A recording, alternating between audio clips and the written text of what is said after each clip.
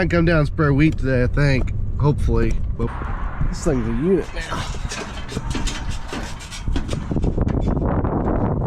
263. Yeah. Hopefully Dad'll get back on Wednesday. We'll take the yellow Mac. We'll go get the 320 cat.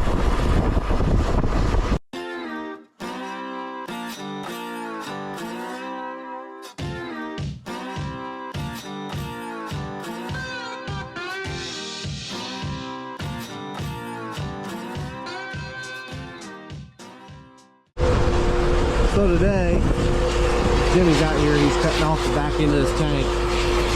This tank is an old anhydrous tanker. It got decommissioned because it probably had cracks in it somewhere or something like that. These anhydrous tanks, they are very particular about them, so you gotta be... Yeah, anyways, this was junk. We bought it for like 500 bucks or something, you know.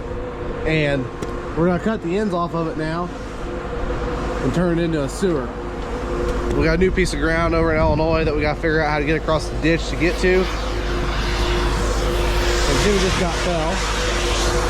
But basically, this is how we're gonna get to it. We're gonna put this down the bottom of the ditch.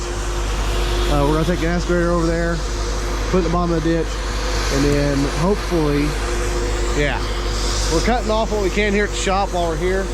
So you know, like this, the brakes are caged on it.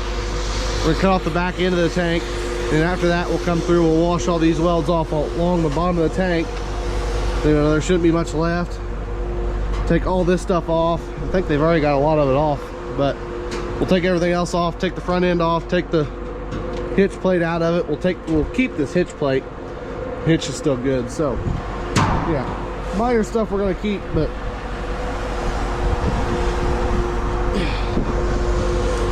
yeah. Ain't that right, Thomas? What? Ain't that right? Yeah, right. Yeah, right.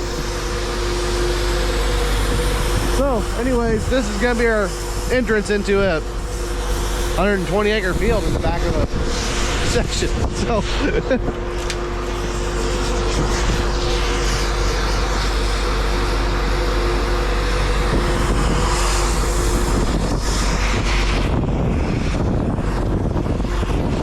This is gonna be interesting. Thomas, the most interesting part is going to be putting it in the ditch. Yeah, yeah. Can't wait to see that. Because I'm going to take the excavator and I'm going to roll this thing across the field. Because you ain't going to pick it up. Yeah. Oh, you can't drive it across there? It's too heavy. You can't drive it? We better hook the yellow Mac up to it. Yeah, that's right. So, we tried to get as much as what we could out of it, you know, trying to stay a foot off the seam here. And yeah. So today's a Saturday, and usually we don't work on Saturdays, but we've got about 15 different projects going on. We got a dryer that we got to get taken down at the elevator in town. We got this thing that we got to get put in before it gets too wet again. And then we got a bunch of other notorious stuff to do, as you've seen in the last couple clips. We're trying to fix a tile that we had put in recently. So there's just a lot of little stuff that we got to do. We got to spray wheat this week. We got to get my new sprayer this week. We got to get my sprayer put together. We got to get everything put on it. We've got a pretty good week ahead of us. We got to put my tires on the sprayer too. So yeah, we're gonna have a pretty busy week, but thankfully we got plenty of help, hopefully. But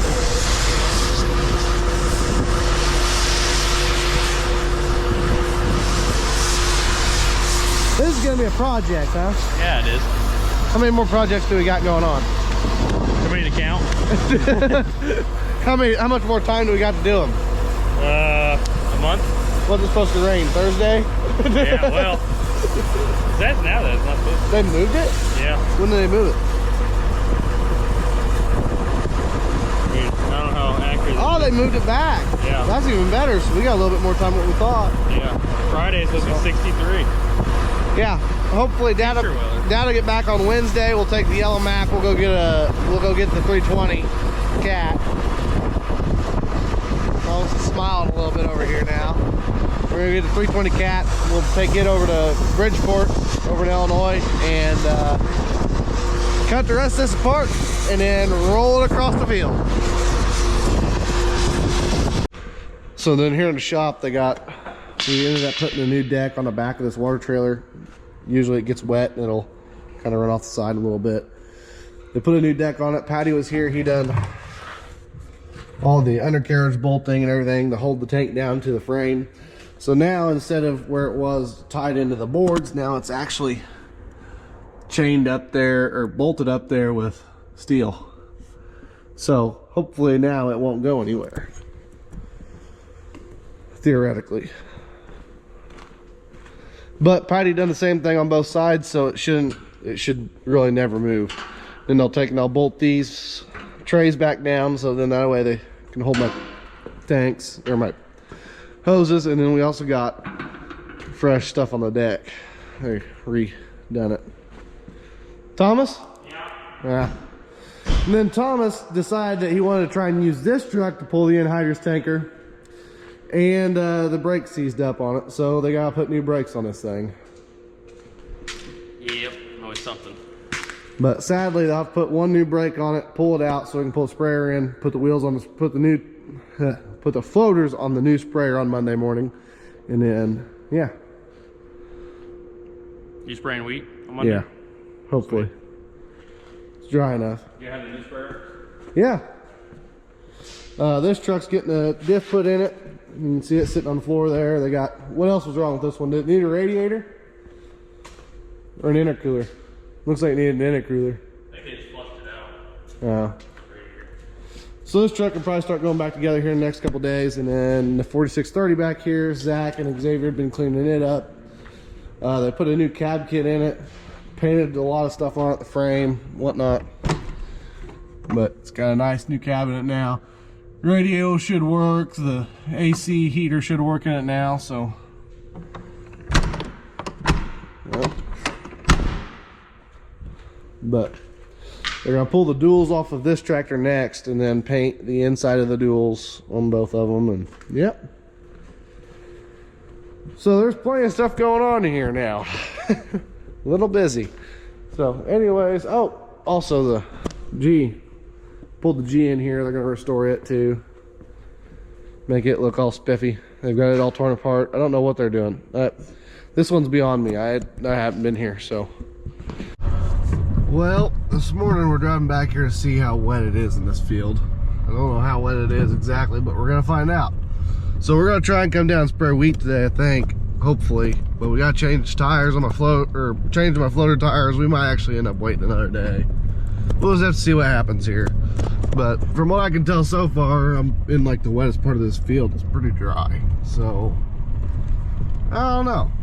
We'll see. I'm just following tracks from what we had done to get back to a little hole back here that we had to dig up. But, tire riser. Well, last ride in the old sprayer. Heading up to John Deere, gonna get my new one get my new one.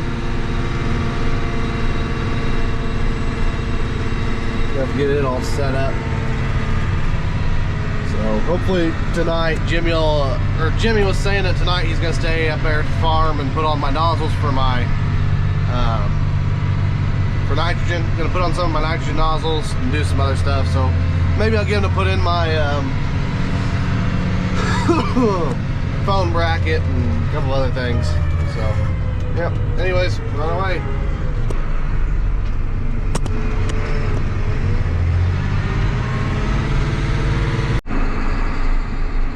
Well, hello there, darling.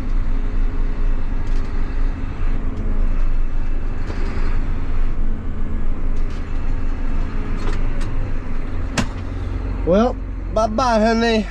Make sure I got everything. Yep.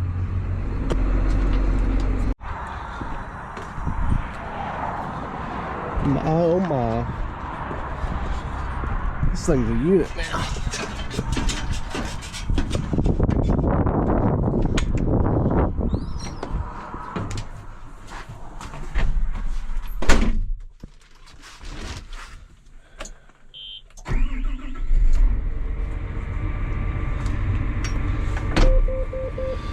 Well, that's a little different. I'm gonna get my seat where I need it so I can... Salty. Holy smokes. This is way different looking down the front of this thing. Woo. Way different.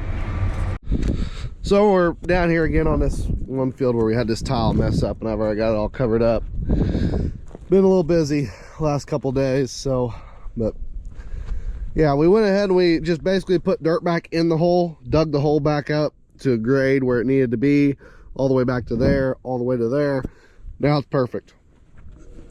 Now the rest of this tile line is like a 0.15 or 0.1 or 0.2% fall, but from up there where I started digging to the end here is now like a 4% fall. So yeah, there's a little bit more fall off that end, which should help it at the end of the day, but we'll see. So we'll know whenever it all starts boiling back up over the top of it.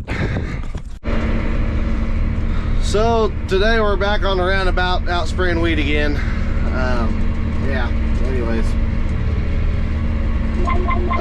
We're moving down the road. I don't know, probably I got a little bit to do for my cousin Doug, and then I got some more to do up the road for another one of our neighbors, Richard Miller.